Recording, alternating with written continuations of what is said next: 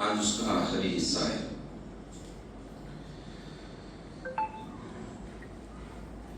اللہ تعالیٰ ارشاد فرماتا ہے، اعوذ باللہ من الشیطان الرجیم، بسم اللہ الرحمن الرحیم، الذین اذا اصابتهم مصیبۃ قالوا انا للہ وانا الیہ راجعون۔ صدق اللہ۔ ترجمہ، جن کو جب مصیبت پہنچی تو بولے کہ بے شک ہم اللہ کے لیے ہیں اور بے شک ہم اسی کی طرف لوٹنے والے ہیں۔ 3 جمعہ سے ہم اس پر گفتگو سماعت کر رہے ہیں۔ آج انشاءاللہ تعالی اس آیت مبارکہ کی تفسیر کو ہم مکمل کریں گے۔ پچھلے جمعہ ہم نے جہاں سے اس بات کو روکا تھا وہاں سے آگے بڑھا رہے ہیں۔ حدیث پاک کا مفہوم، اللہ کے رسول صلی اللہ علیہ وسلم فرماتے ہیں کہ جس نے کسی مصیبت پیش آنے پر کلمہ استرجاع ادا کیا تو اللہ تعالیٰ اپنے فضل و کرم سے اس مصیبت سے اس کا جو نقصان ہوتا ہے اسے پورا فرما دیتا ہے اور اس کی آخرت کو بہتر و شاندار بنا دیتا ہے اور اس کو ایک ایسا نعم البدل عطا فرماتا ہے جو اسے راضی کر دے گا۔ دیکھیے یہ جملے غور کیجیے، کتنی پیاری بات ہے۔ حدیث کس کی؟ اللہ کے رسول کی۔ اور حضور کیا فرماتے ہیں کہ جس نے کلمہ استرجاع ادا کیا، کب کیا؟ جب اس کے یہاں جانی نقصان ہوا، مالی نقصان ہوا، کاروباری نقصان ہوا، کوئی قیمتی چیز چوری ہو گئی، کوئی قیمتی گھر میں بہت اچھا قیمتی سامان رکھا ہوا تھا، گر گیا، ٹوٹ گیا، ہے نا؟ تو اس وقت آدمی کے دل پر بہت بھاری گزرتا ہے، یار اتنی قیمتی چیز چوری ہو گئی، اتنا قیمتی سامان تھا جو ٹوٹ گیا۔ تو ایسے وقت میں غم اور الم اور اس کا ٹینشن پالنے کے بجائے بندہ یہ کہے انا للہ و انا الیہ راجعون، اور ان کلمات میں اتنی سچائی ہو کہ اسے کہنے کے بعد بندہ یہ سوچ لے کہ ٹوٹنا تھا ٹوٹ گیا، یہ جانا تھا چلا گیا، اللہ کا تھا، میں بھی اللہ کا، میری ساری چیزیں، میری ساری ملکت، میری ساری جائیداد اللہ کی۔ جب ان کلمات میں سچائی ہوگی نا تو اس ٹوٹنے کا جو احساس اور غم ہے نا وہ آپ کی آئندہ آنے والی زندگی پر نہیں ہوگا، آنے والی زندگی پر نہیں، کیونکہ آپ نے مانا ہے کہ تھا میرے پاس، میرے ہی گھر میں تھا، میری ہی ملکیت میں تھا، مگر چلا گیا جیسی اللہ کی مرضی، آیا بھی اللہ کی مرضی سے میری ملکیت میں تھا اور چلا بھی گیا اللہ کی مرضی سے۔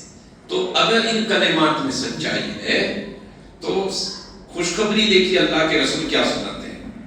میں پچھلے جمعہ اس پر کچھ دیر میں نے گفتگو کی تھی۔ سرکار فرماتے ہیں کہ اس کا جو نقصان ہوتا ہے اسے اللہ پورا فرما دیتا ہے۔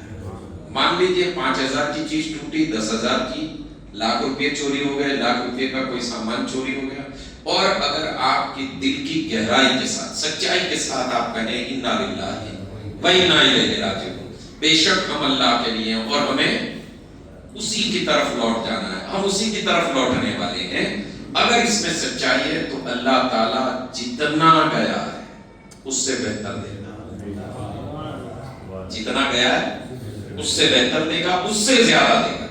اور پھر اللہ تعالیٰ اللہ کے رسول صلی اللہ علیہ وسلم فرماتے ہیں کہ اللہ اس کی آخرت کو شاندار بنا دے گا۔ اب یہ آخرت شاندار کیوں، بہترین کیوں؟ تو اس وجہ سے کہ اس نے صرف زبان سے نہیں کہا کہ میں اللہ کے لیے ہوں، ہم اللہ کے لیے ہیں اور ہمیں اسی کی طرف لوٹ جانا ہے، بلکہ اس بات پر اس کا ایمان تھا، تو اللہ اس ایمان کے بدلے میں اس کی آخرت کو بہترین بنا دے گا، شاندار بنا دے گا۔ میں آپ کو بتاؤں کہ اس کے شاندار کتنی ہوگی وہ میرا وہم و گمان وہاں نہیں پہنچ رہا ہے، نہ ہی آپ کا پہنچے گا، مگر ایک عمل کا فائدہ جو مطلب وہ ایک نیکی ہے، اور وہ نیکی کیا ہے کہ کل بروز قیامت، یہ جتنے میرے نوجوان بیٹھے ہیں وہ ضرور سنیں اس کو، بزرگ بھی سنیں اور اس پر عمل کرنے کی کوشش کریں. کبھی کبھی ہمارے جملے کو لوگ پکڑ لیتے ہیں، بزرگ کہتا ہم کو کہاں کہا ہے، جوانیوں کو کہا ہے، اور جوانی کیا سوچتے ہیں بزرگوں کو کہا ہے ہم کو. تو یہاں جتنے بیٹھے ہیں سب، اور ویڈیو کے ذریعے جو لوگ سنیں گے وہ سب، ایک عمل ہے اسلام کا. وہ کیا ہے کہ حضور پاک علیہ الصلوۃ والتسلیم فرماتے ہیں کل بروز قیامت اللہ تعالیٰ میری امتیوں میں سے کچھ لوگوں کو جب اہل محشر کے سامنے لائے گا نا تو ان کے چہرے سورج کی طرح چمکتے ہیں، ان کے چہرے سورج کی طرح چمکتے. تو جو اہل محشر ہے نا، عام دوسرے لوگ، دوسری امتیں، یہ اللہ تعالیٰ سے سوال کریں گے اے اللہ کیا یہ تیرے نبیوں کا گروہ ہے؟ کیا یہ تیرے نبیوں کا گروہ ہے؟ یا یہ شہید ہیں؟ یا یہ تیرے محبوب کے ساتھی ہیں؟ مولا یہ کون ہے جن کے چہرے سورج کی طرح روشن ہیں، ان سارے چہروں میں ان کے چہرے چمک رہے ہیں. تو آواز آئے گی یہ میرے نبی نہیں ہے، یہ شہیدوں میں سے بھی نہیں، یہ بہت بڑے عالم علامہ مفتی صاحب حافظ قرآن، یہ بالکل عام نمازی ہے. کیسے اور کیسے عام نمازی کہ مسجد میں اذان ہونے سے پہلے پہنچ جاتے تھے،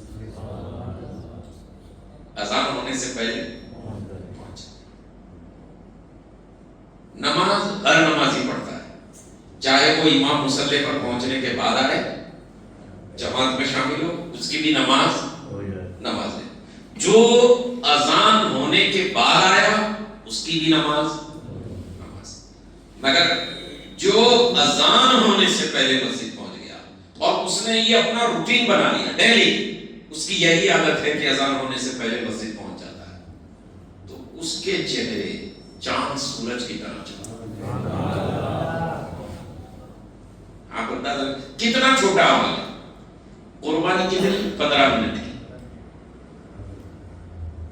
ہم لوگ جو مسجد جاتے ہیں نا، ہمارا حال کیا رہتا ہے، 8 بجے کی جماعت تھی نا، آج 8 بجے کی جماعت تھی، ہاں، تو ہم گھر سے کتنے بجے نکلتے ہیں کہ 7:57. کتنے بجے نکلیں گے؟ 57 یا 55 کو. انہیں معلوم ہے کہ میں 57 کو مسجد میں پہنچوں گا، جا کر وضو کروں گا، تب تک امام صاحب مصلی پر کھڑے ہو کر اللہ اکبر کہہ دیں گے، اور میں جب اندر پہنچوں گا تو مجھے پہلی رکعت، بولیے نا ٹھیک کہہ رہا ہوں. اور اس کے بعد بھی ہمیں کتنے بڑے بڑے انعام چاہیے کہ نہیں چاہیے؟ تو یہ ہماری روٹین لائف ہے. ہم زیادہ عمل نہیں کرنا چاہتے مگر ثواب زیادہ چاہتے ہیں. ہم سنتیں نہیں پڑھیں گے مگر ہمیں ثواب، بولیے نا، زیادہ چاہیے. یہ ہمارا حال ہے. تو آپ اندازہ لگائیں کہ صرف وہ لوگ جو 15 منٹ پہلے مسجد میں، اذان 15 منٹ جماعت کی، 15 منٹ پہلے اذان، تو جو روزانہ اذان سے پہلے مسجد پہنچ گیا تو اس کا انعام کیا ہے؟ بروز قیامت چہرے اس کے سورج کی طرح چمکتے، چہرے سورج کی طرح چمکتے.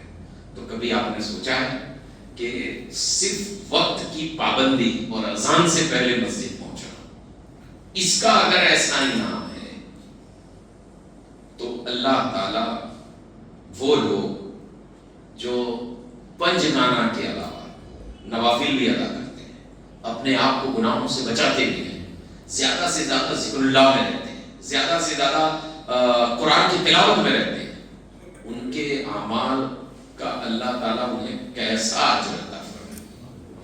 میں نے پچھلے جمعہ یا اس سے بیشتر اس سے پہلے والی جمعہ میں ایک بات عرض کی تھی، وہ کیا تھا کہ صبر کے تعلق سے اللہ تعالیٰ کیا فرماتا ہے؟ نماز پڑھو گے ثواب ملے گا، روزہ رکھو گے ثواب ملے گا، اذان پڑھو گے ثواب ملے گا، اذان سنو گے ثواب ملے گا، اذان سن کر اذان کا جواب دو گے ثواب ملے گا، وضو کرو گے ثواب ملے گا، رمضان کے روزے رکھو گے ثواب ملے گا، زکات دو گے ثواب ملے گا، حج کرو گے ثواب ملے گا، قرآن کی تلاوت کرو گے ثواب ملے گا، جتنی بھی نیکیاں ہیں اس پر کیا ملے گا؟ ثواب۔ مگر صبر کے تعلق سے اللہ کہتا ہے اسے میں ملوں گا۔ تو یہ جو بدلہ ہے نا، جس پر اللہ کے رسول فرما رہے ہیں کہ آخرت کو بہتر و شاندار بنا دیتا ہے، یہ صبر کا بدلہ ہے۔ کس کا بدلہ ہے؟ جو ہمارے پاس آپ بھی بول دو، جو ہمارے پاس نہیں ہے۔ اللہ ہم سب کو عطا فرمائے۔ اب دیکھیے خود حضور پاک علیہ الصلوۃ والتسلیم کا واقعہ صاحب تفسیر لکھتے ہیں، اللہ کے رسول صلی اللہ علیہ وسلم کے فرزند کا وصال ہوا، آپ نے ارشاد فرمایا انا للہ و انا الیہ راجعون۔ لوگوں نے عرض کیا کہ کیا یہ بھی مصیبت ہے؟ سرکار دو عالم صلی اللہ علیہ وسلم نے فرمایا ہاں، ہر وہ چیز جو کسی مومن کو اذیت پہنچائے اور تکلیف دے ہو وہ مصیبت ہی ہے۔ الغرض کلمہ استرجاع ایک مبارک کلمہ اور بابرکت وظیفہ ہے جو اس امت محمدیہ کی خصوصیات میں سے ہے۔ مل کر کہہ دو سبحان اللہ۔ یہ تفسیر کے یہ جملے بتاتے ہیں کہ اللہ تعالیٰ نے اس سے پہلے کسی امت کو انا للہ و انا الیہ راجعون والی آیت عطا نہیں فرمائی۔ یہ اللہ کا خصوصی کرم کس پر ہے؟ ہم پر ہے۔ کیوں ہم پر ہے؟ کہ ہم اللہ کے محبوب نبی کی امت ہے۔ کسی اور امت کو یہ کلمہ عطا نہیں فرمایا گیا، اسی لیے فرزند کی جدائی میں حضرت یعقوب نے یا اسفا علی یوسفا تو فرمایا لیکن انا للہ نہیں کہا۔ میں انشاءاللہ تعالیٰ اگلے جمعہ یہی سے بات کو آگے بڑھانے کی کوشش کروں گا۔ آج کچھ کام بھی ہے تو آج کی تفسیر ہم یہاں روک رہے ہیں۔ یہ آیت نمبر 156 کی تفسیر آج مکمل ہو گئی۔